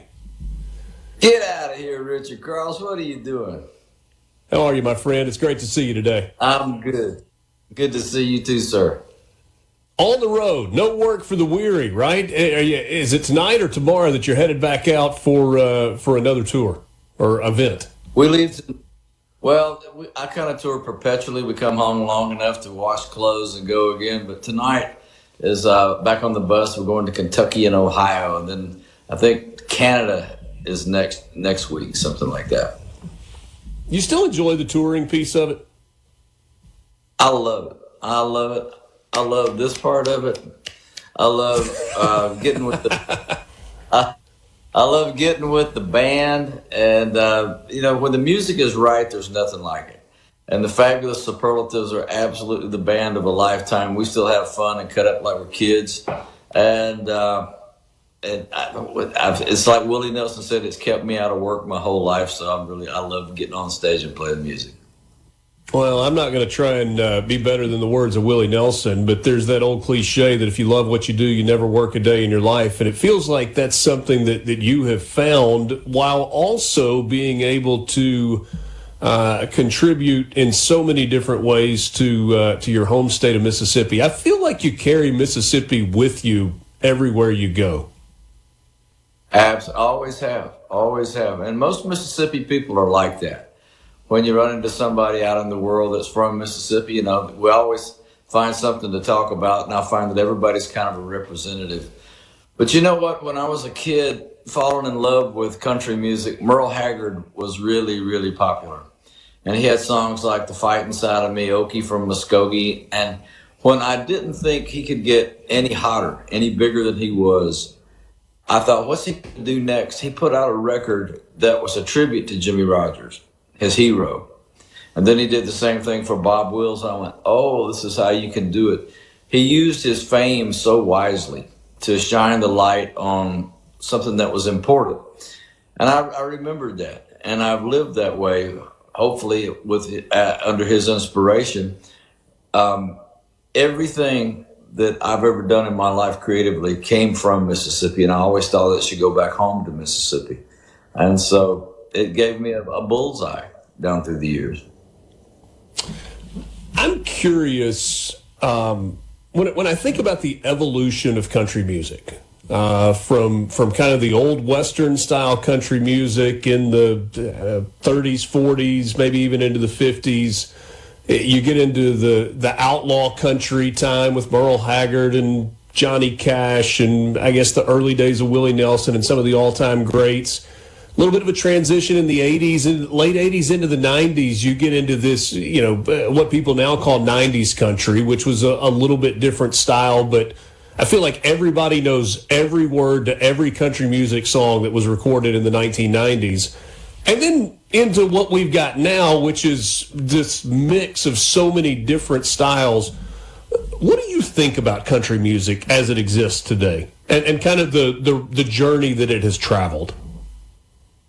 Well, it's founded on an incredible root system, and the thing that I see in country music now, it's by design. There is something for everybody, from stadium acts that kind of are a reflection of AI kind of music to me, all the way down through the roots angle. The roots level to bluegrass bands and folk bands and country gospel bands. There seems to be a healthier dose and variety of country music now than there ever has been. And, a long time ago, nobody would have filled up a stadium to see Billy Strings play or Sierra Farrell. But that's happening now, and they're doing it by playing hardcore, authentic roots country music, and at the same time you can go see Morgan Wallen and that Eric Church and that end of things. So there's a variety there that's never been before. I think that is successful at the box office, and that's what keeps it. It's like Chet Atkins said one time, what is the Nashville sound? He stuck his hand in his pocket and wiggled the change. He went, that's the Nashville sound. So that's good. Whatever wiggles the box office. But there has to be a place that it all comes back home, and that's what has been designed in Philadelphia, Mississippi, in the Congress of Country Music. When that place comes to life, it has broad shoulders, but it absolutely is rooted in the Old Testament land of the father of country music, from Jimmy Rogers out. So I'm proud of what we're doing in Philadelphia. Well, give me an update on the Congress of Country Music. The Ellis Theater is there. I did have somebody that asked me on the C Spire text line, will you please ask Marty who the Ellis Theater is named after? The Ellis Theater was a local person, and I don't know the first name of Mr. Ellis, but it was a local family. And if you and me would ride up to Philadelphia this morning, they would probably tell us to get out of the way because dust is flying. And the theater's up and running and going into its 5th season. But as far as the educational space and the museum space, I think, the grand opening is fall of 27, so it's happening. It is happening. It's moving. What are people going to see when they visit Marty Stewart's Congress of Country Music? Well, if you want to see a live show, chances are somebody will be performing at the Ellis that's world class.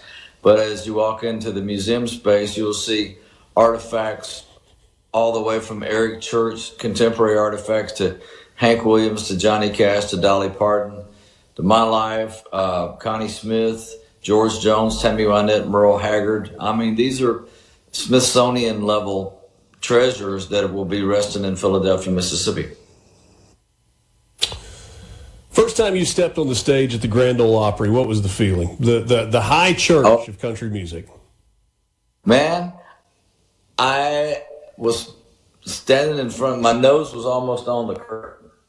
And when the curtain came up, there it was. I couldn't tell you what happened in an algebra book or an English book in the ninth grade, but I could tell you everybody that ever played on that stage. And there it was. And the best part of the story was Lester Flatt. I was there as a guest with his band. I was 13 years old. And he put me up there to sing a song with my buddy Roland White, who was in his band. And at the end of the song, the crowd just kept going crazy. I mean, they just were just nuts. And I thought I had done something wrong. And I looked at Lester and said, "What do I do?" He went, "Do it again." So, that's good. So that was the first time I played the Opry. And what I really hoped, because I knew that my mom and my dad and some friends down in Mississippi were listening, that everybody was getting to hear it.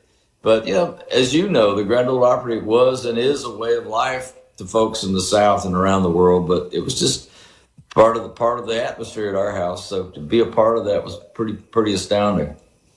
There really is something that is, and look, I'm saying this without ever having stepped foot on that stage, but there's something that's unique and special. It's not a huge space, but that room feels big with those church pews full and the balcony feeling like people are right on top of you, and the acoustics are just right in there. Does it have a special feeling beyond the history in terms of actually playing there?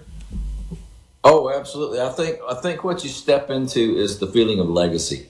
And it's that old building has seen it all. It's heard it all. And they call it that circle that you stand in. Everything that is important in country music, or everybody that's ever notable or meaningful has stood in that circle. So that's what you walk into.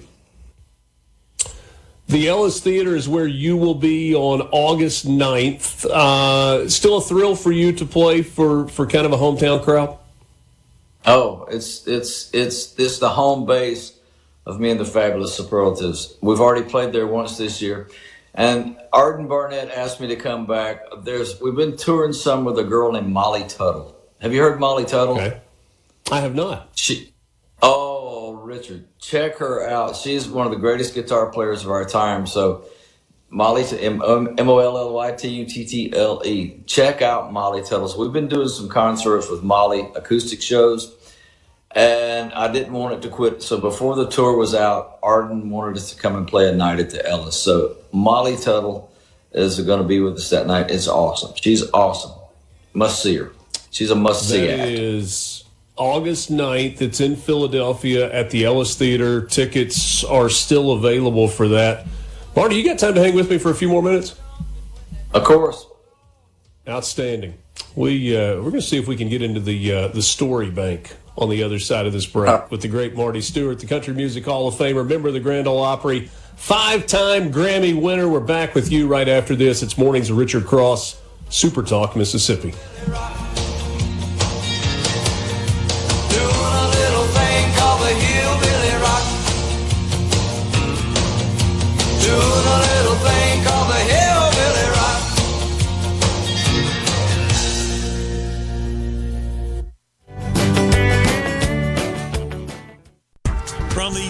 Mornings with Richard Cross. The monitor switch lets you hear breaking news. Super Talk Mississippi.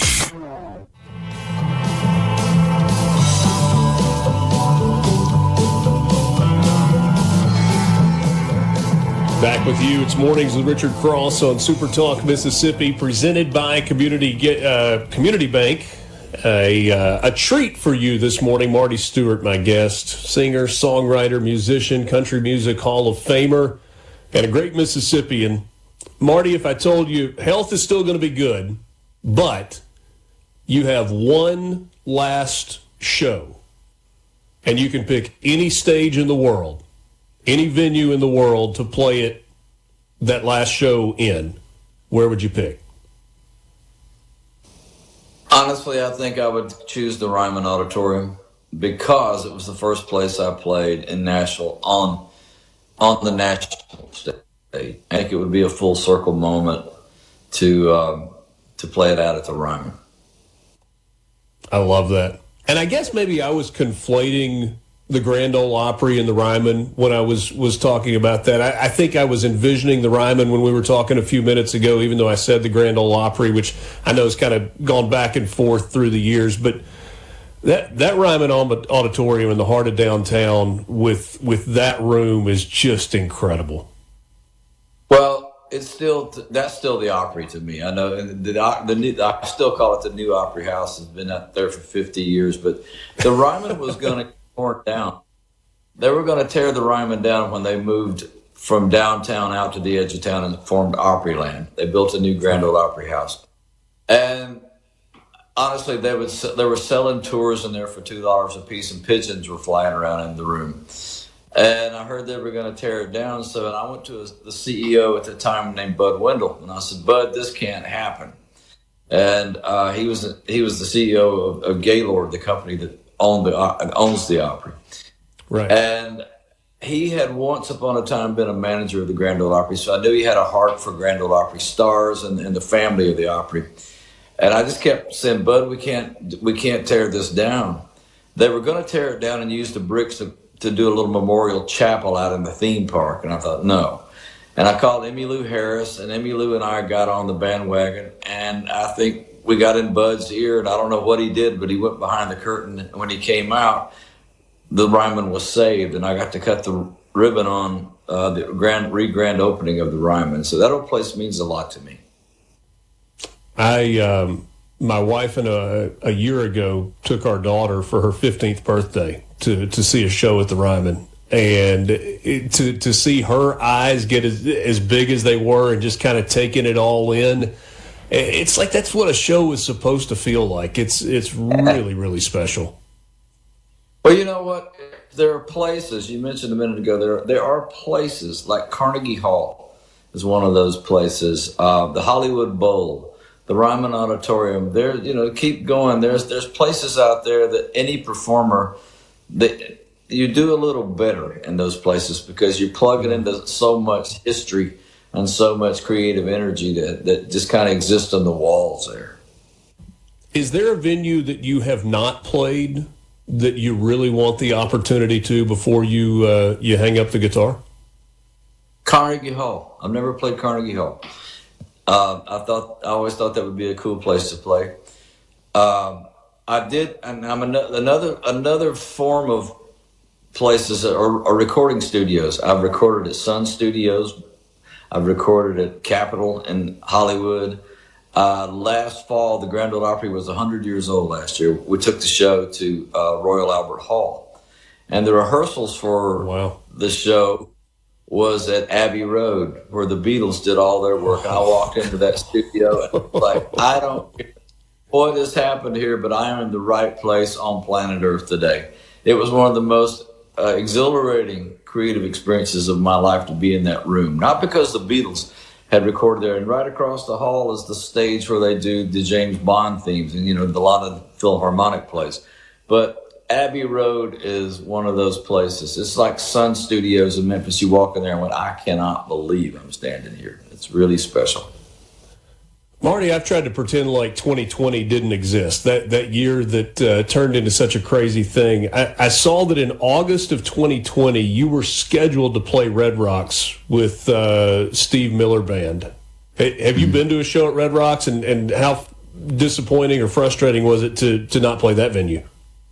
I've played Red Rocks, and it's pretty magical. Have you? It's okay. out in the out in the middle of the atmosphere in Colorado. I mean, it's a magical place. And we were doing several shows with Steve Miller at the time, and it would have been a fun night to go. But I bet we'll go back and at some time and grab that show again. But I was sorry to miss that one. I've gotten a bunch of messages asking me to ask you about Connie, and what is it, behind every great man is an even better woman, I think is the way the saying goes. How's Connie doing? She is right in there. I just saw her walk by with a cup of coffee. She is great. She sang at the Grand Ole Opry twice last week, and I think she's there again Friday night. So every now and then I hear her singing at the other end of the house. I go, that's really good. You might have a future in that if you keep it up a little bit. My baby is singing really good, yeah. That's great. What about the band as it exists right now? The Superlatives are such a part of what you do, and that act together on stage. Tell me about those guys. Richard, it's honest to goodness, it's a once-in-a-lifetime band. Kenny Vaughn plays the guitar, Harry Stinson on the drums, Chris Scruggs plays the bass. I'll say this, it's a little bit, but I'll say this, I think there are bands, whether it was the Beatles or the Rolling Stones or Merle Haggard or Johnny Cash or whoever, pick your band that when 20 years after you saw them, you say, I got to see those guys play one time. And it's something I've carried with me ever since. That's the way I think it is with the Fabulous Superlatives. It's the way I feel when I walk off stage every night. Is that, man, that's good, and I'm glad to be a part of this. We've never had one argument since we've been in business for almost 25 years. It's all about the music and having fun. If it ain't fun, we don't do it. If we don't believe in it, we don't go. And it's about trying to do the right thing and being good musical citizens. Well, you certainly are that. Reminder, if you missed it earlier, August 9th, Marty Stewart and the Fabulous Superlatives at the Ellis in Philadelphia. Tickets are still available for that event. Hey, tell me about collaborations. Whether we're talking about Travis Tritt or Marcus King or anybody in between, working with other music talents. How do you set ego aside and just go make great music?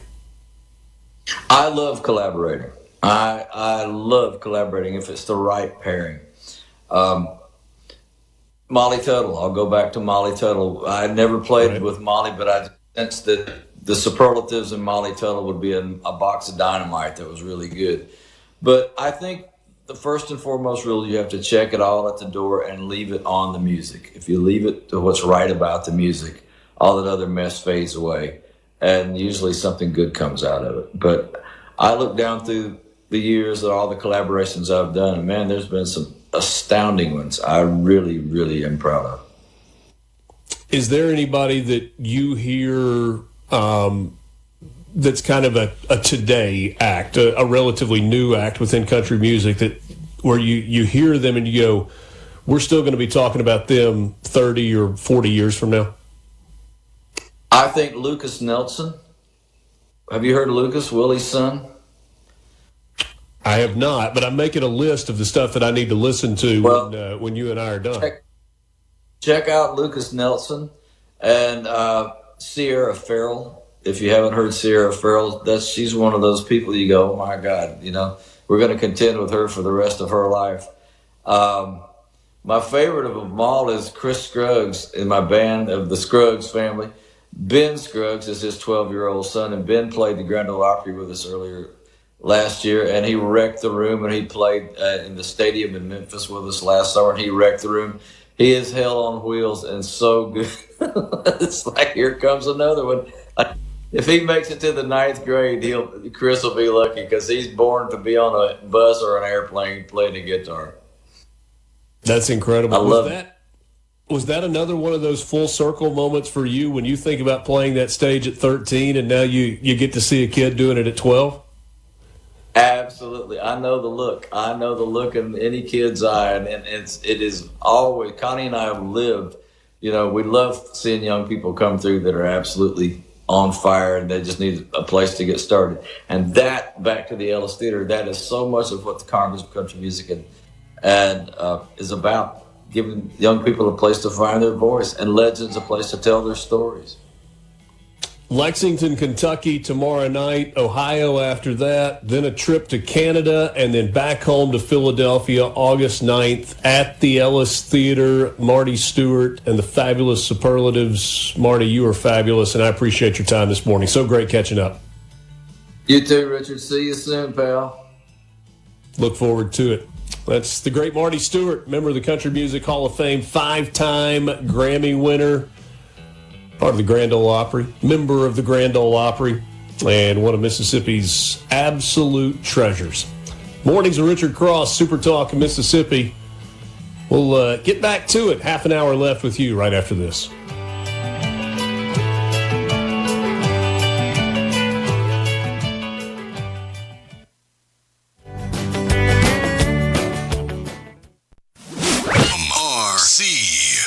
Mornings with Richard Cross.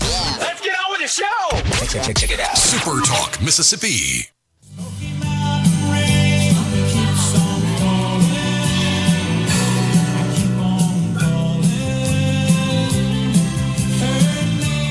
Welcome back. This is Mornings with Richard Cross on Super Talk Mississippi, presented by Community Bank. Former U.S. Congressman Greg Harper is my guest. He represented Mississippi's 3rd District in his time in Washington. I don't know how closely you followed this story. Representative Ro Khanna from California decided that he was going to embark on a trip to Israel and reportedly did so without notifying the U.S. Embassy in Israel. There's some back and forth between he and Mike Huckabee about when some sort of notification was allowed. There are a lot of people that say this was a publicity stunt for Ro Khanna. They were looking for a gotcha moment with the Israelis. He is not pro-Israel. As someone who has served in the House of Representatives, has served in Congress, has made international trips, what is the protocol here? Is it okay for a congressman to go Lone Ranger and make an international trip to a pseudo war zone without giving proper notice? Well, now, if you're on a vacation, I guess you could go do what you're doing. But if you're going in any official capacity, there is protocol to follow. And usually someone is, I won't say advancing that trip, but it's, the left hand is talking to the right hand. They know you're coming. Your people here in the country know. And so everything's sort of prepared, laid out. There's an agenda. And those would be things that you would absolutely expect to do. But he meant nothing good by making this trip. I agree. He was looking for the gotcha moment. I'm never impressed when I see that kind of behavior or stunt. And so, yeah, it is people that are already set on their opinion. But I'll go back to this. We better stick close to Israel. There are things, and I'm not going to pull my Bible out to discuss lots of reasons why we need to remain close to them. But it's the right thing to do. Nobody else is fighting for that freedom that you need to see that beacon in the Middle East, and they're still there. And I still think their future is strong. We need to stay close and not listen to the naysayers, and certainly don't give in to folks that don't have a lot of sense. I know when you're in Washington as a congressman in the House of Representatives, you're not necessarily interacting with senators on a daily basis, but relationships do exist. Did you have a relationship with the late Senator Lindsey Graham? No, not really. I mean, I certainly was in the room with him a number of times and just very brief, exchanges. But he was just, he's somebody you just kind of admired and maybe put up on a pedestal. And he was in the middle of everything. And, who can forget his defense of Brett Kavanaugh during the hearings? I mean, I heard that clip again yesterday. And it was like, oh, man, forgotten some of the intensity of what he had. And, he was a close friend of Israel and somebody who was in that. And internationally, he was remarkable, and he was, we forget sometimes that he and Trump, he did try to run for president in 2016, and so there was some, if you go back and look at some of the comments that he and Trump made, at each other, you had that typical pattern. But Trump and Lindsey Graham were incredibly close, great ally of the president, and a real patriot in our country. And keep in mind, he was part of the class that was elected in 1994 to the House in the Republican Revolution with Newt Gingrich. And we now, of all those that came in, there's now only one left serving in the House or Senate, and that's our own Roger Wicker in the Senate. They were part of that class that came in together, and you had people like J.C. Watts and Steve Largent, NFL Hall of Fame. That's why during that stretch, I think for about 12 or 13 years, the Republicans always won the congressional baseball game. So they were loaded with a bunch of really good, and of course, my predecessor, Chip Pickering, was part of that, not that class, but part of that baseball team. They could have beaten a lot of folks. Greg, I'm curious your perspective on the idea of term limits. It seems like it's a conversation that comes and goes when you talk about representation in Washington, D.C. And there are those that argue, look, institutional knowledge matters so very much, and continuity matters with committee assignments and leadership of committees, leadership in the House, leadership in the Senate. But there are others that say that there are just too many temptations. There's too much opportunity for growing massive wealth while you're in Washington when you go in and you serve for 20 years or 30 years or even longer. Are you supportive, having been there and seen how the process works, of the idea of limiting the amount of time an individual can serve in Congress? Well, there were certain times during my 10 years I wish I had been automatically term limited. So it was, yeah, boy, I can go home. I got over the glamour of the job about the second time I got on the plane and left my family behind in Mississippi. It's not an easy job. I will say I've been out, 7.5 years, so I haven't had a death threat in 7.5 years. So that's been a good thing, but it's a tough job. No kidding. And I've been social media sober for 7.5 years, so I've enjoyed that. But it's a tough job, Richard. And look, a lot of people really appreciated the fact that I served 10 years and went home voluntarily. But that wasn't a self-imposed term limit deal. I think it sounds great, but I will say that term limits, as a constitutionalist, if you go look at the Federalist Papers and some of the writings, of that are there for, Madison, it doesn't spell out any term limits for that. But I think it's sort of understood that, hey, you serve for a season. It's an incredible sacrifice, and that you'll know. Look, the voters are smart enough. I told somebody that I thought I should leave while the voters still might have voted for me. So, there are our people are smart enough to know. And if you do an arbitrary term limit, then you're missing out on some of that.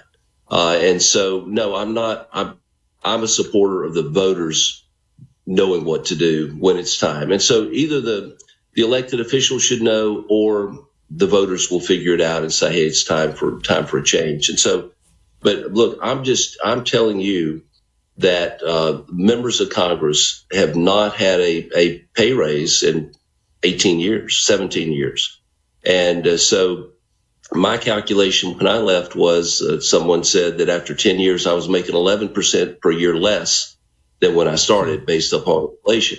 So, maybe there's some under old rules were there. And, somebody, I'll tell you, I was said, the Tuesday business and lunch at First Baptist Jackson in my second term. So I think I was in my third year, and I walked up to speak to some friends, and I could tell one of them at the table, Richard, was just not glad to see me.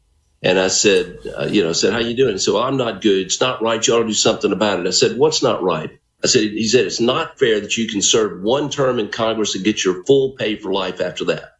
And I looked at him and said, sir, if that was true, you think I'd have run for a second term? And he just kind of looked at me and he said, guess you can't believe everything you read on the internet. So those people that you think are getting rich are getting 1.7% per year on retirement. Doesn't sound like a get-rich scheme to me. Now, most of the members do it right. Somebody could be doing it.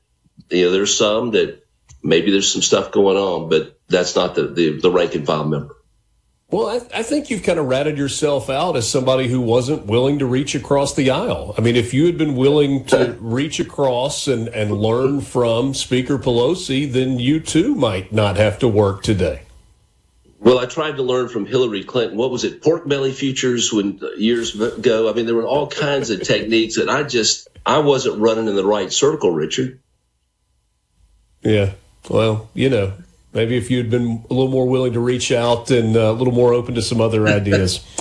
We don't really have time to dive into the socialism conversation. Suffice it to say, there's got to be a pretty significant level of concern about the fact that there are a lot of people that are voting, American citizens that are voting for people who are openly socialists in the United States. And I have trouble wrapping my mind around that. We've only got about 30 seconds left. Yeah. Well, look, we failed to educate our young people. We've allowed basically a lot of liberals, sometimes socialist, communist professors to indoctrinate our kids. We've got to teach them the great things in our country. And, we've got great parts of that all over to tell the story. And we were in D.C., for the Capitol Fourth, and look at Trump's approval ratings going up. So there is a push for the patriotism. There's a great Revolutionary War hero who was responsible for the phrase "live free or die." Well, there's a city named after him up in northeast Mississippi called Starkville. So General John Stark, a Revolutionary War hero, live free or die, New Hampshire. So we've got so many that we need to be teaching our kids that incredible history in our country, and it'll make you proud. Go see Young Washington at the movie theater too. It'll make you pretty happy. The reviews of that have been outstanding. Former Congressman Greg Harper, thanks as always for your time. Great to be with you, Richard. Have a great one. Thank you.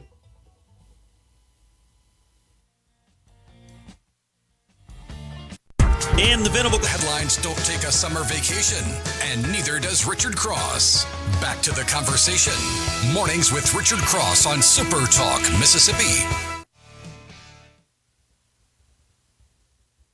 One last time with you on this Friday morning as we all roll toward the weekend. Appreciate you being with us. Mornings with Richard Cross, presented by Community Bank.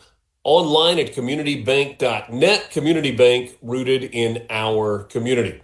If you're out and about this weekend and you happen to be by a C Spire store, don't forget about the One Plan from C Spire. Fiber home internet and wireless, only $99 a month for new and current C Spire customers. One plan, one price, one experience with zero compromises. Get started now at cspire.com/oneplan. C Spire, customer inspired. I want to go back with you. There are news headlines earlier this morning. We talked a little bit about the special session. Started at 3 o'clock on Wednesday afternoon. Senate passed the youth court bill on Wednesday night. They sent it over to the House. A pretty fair amount of debate in the House, and I think a couple of quotes that we should share as well. But just quickly, kind of a summary of what the proposal, what this bill is all about. According to Governor Reeves, the proposal that was put forth for the legislature was crafted to serve multiple purposes: to better serve families with judges assigned to youth courts statewide, to meet the immediate needs of children who are victims of abuse, to offer rehabilitative services. I don't know why I was having trouble with that one this morning. To youth who have committed nonviolent offenses, and to hold minors convicted of committing violent crimes accountable.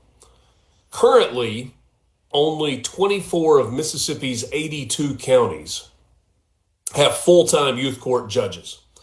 or full-time judges that are assigned to youth court.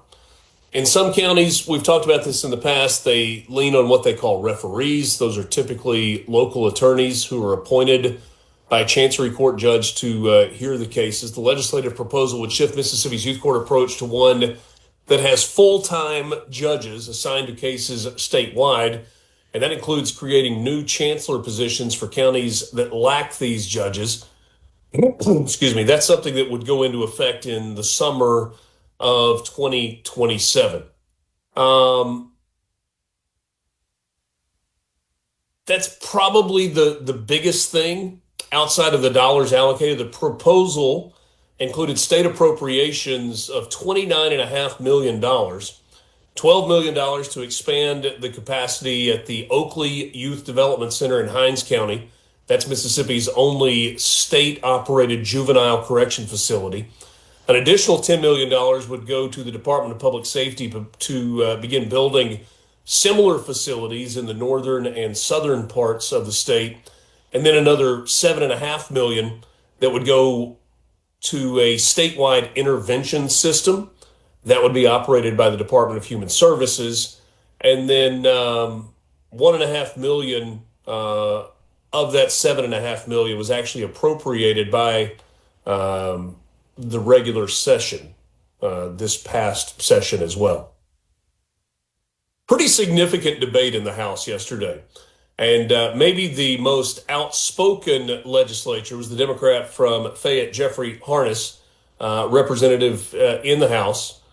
He did not like the way in which they went about the bill. And he said to his colleagues yesterday, I would think that you would have sense enough, or you would be man or woman enough to think for yourself and not be guided by outside influences.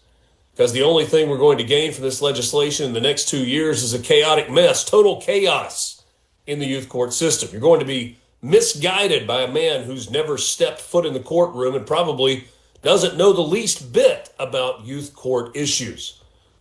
Harness, in that case, was speaking about the governor, Tate Reeves. Jansen Owen, on the other side of the issue, said, I think it's important for us to remember that this is not the first time this legislation has come before us. It's the fourth year an iteration of this bill has been filed and attempted to pass our chamber. This is not new.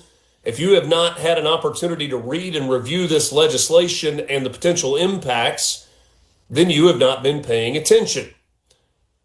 And then House Judiciary B Committee Chair Kevin Horan weighed in as well. He said, don't think for 1 minute that this piece of legislation hurts children. It does not. This piece of legislation is a move in the right direction to make sure that we have all the information and we can help children daily. I want a full-time judge in place where he can be called, he can be consulted every day. All that is left is for the governor to sign this bill. Thanks for being with us on this Friday morning. Hope you and your family, your friends have a great weekend. You're able to get outside. Remember, it's going to be hot. Hope you can find a way to stay cool this weekend.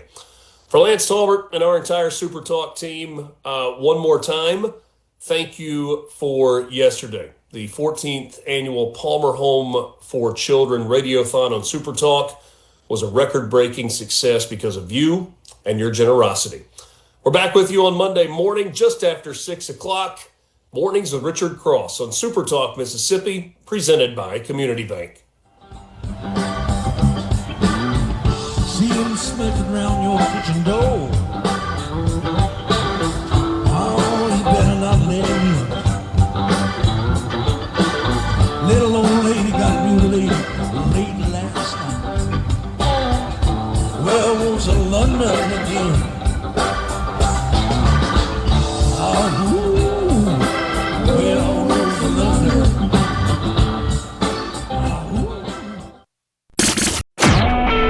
A SuperTalk Mississippi Media production.